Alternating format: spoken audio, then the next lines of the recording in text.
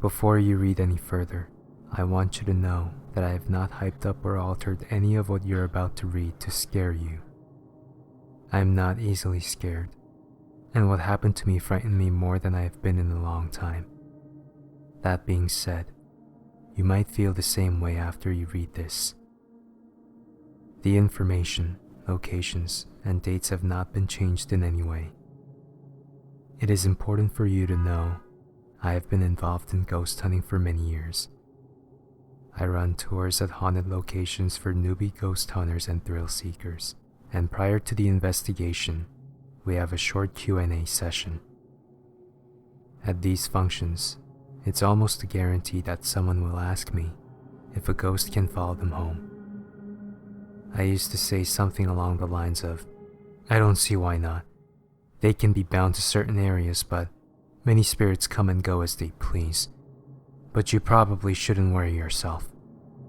One night, after an investigation of a Swansea, Massachusetts residence, changed the way I felt about that answer. The investigation was conducted as normal, and after we were done, the equipment was broke down, packed into the van, and off we went. While driving back to Cranston, Rhode Island, to where our cars were parked, we discussed how we felt the night went. Nobody had any eerie feelings. We all agreed that it felt quiet, and we could only base any further conclusions after what we could find in our evidence review. It was shortly after 1 a.m. when I got to my house in Attleboro. As soon as I walked through the door, I put my equipment case at the base of the stairs to my room and climbed into bed. I then proceeded to have the worst nightmare that I've ever had. The dream happened like this. I was alone. It was a dark night with a clear sky. The moon and the stars were visible. Although I had no light to use, I could still see what was ahead of me. I was in a labyrinth of some sort, walking deeper and deeper into the winding pathways. The labyrinth had tall, overbearing walls with small glass windows, just big enough to see through. Every time I would look at the windows, a skeletal face would stare back at me on the other side. It was like the walls were hollow and something was following me inside of them. My heart would race if I looked at the windows, so I kept my eyes forward and focused on the maze. I finally came to the center of the labyrinth. There was an oval-shaped tomb-like building with a barred door on the front with 2 separate keyholes. Subconsciously, I reached into my pocket and pulled out a key. As I looked at the key, a hissing whisper came about in the background of the dream saying, "This key has one purpose. This key can unlock this door." I put the key in the first keyhole and unlocked the door.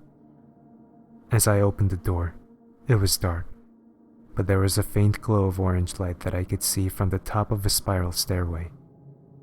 As I began down the stairs, I encountered this cloaked, starved skeletal monster.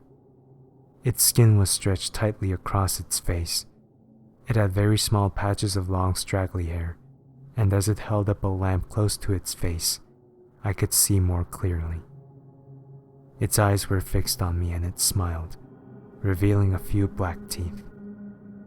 At this point, I ran back to the door. I tried to lock it, but the key wouldn't work. I remembered it saying that the key could only unlock the door.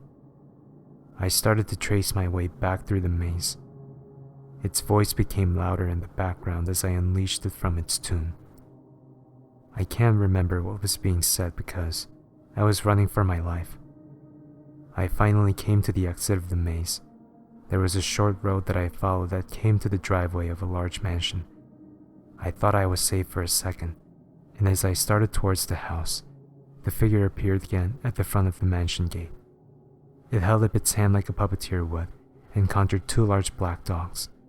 The dogs chased me through the yard and I climbed the fence to get away. On the other side of the fence, I ended up in some neighborhood that felt familiar, but there was no one in any of the houses. I entered a coffee shop and sat down at a table. All of a sudden, there was a loud banging on the windows of the shop. The banging became increasingly louder until I closed my eyes, and at that moment, I woke up. Unaware and confused for a moment, I collected myself. Then I heard banging. I thought I was still dreaming. Unluckily, this was reality. All of the hinge windows to my room were open.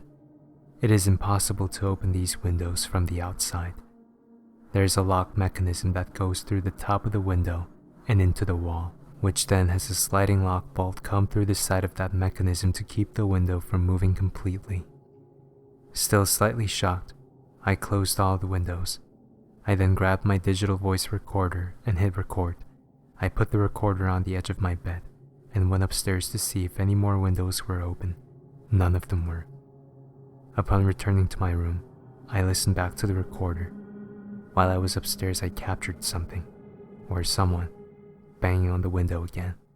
It could not get it open this time, and with a frustrated hissing whisper, it said, "Damn you." The same voice from my dream. It was the voice of that monster in the tomb. Whatever was behind that door that I opened was in my room that night. It made its presence known. Since then, there has been no sign of it here. I heard its voice. I have drawn its face. I will not forget what happened. You may choose to believe this or not. It's up to you. But from now on, I caution everyone. If you dabble with spirits, you need strong willpower. They can come into your life, and when they do it, can be frightening. This happened the night of March 8th into the early morning of March 9th, 2014. This was written on July 9th, 2014.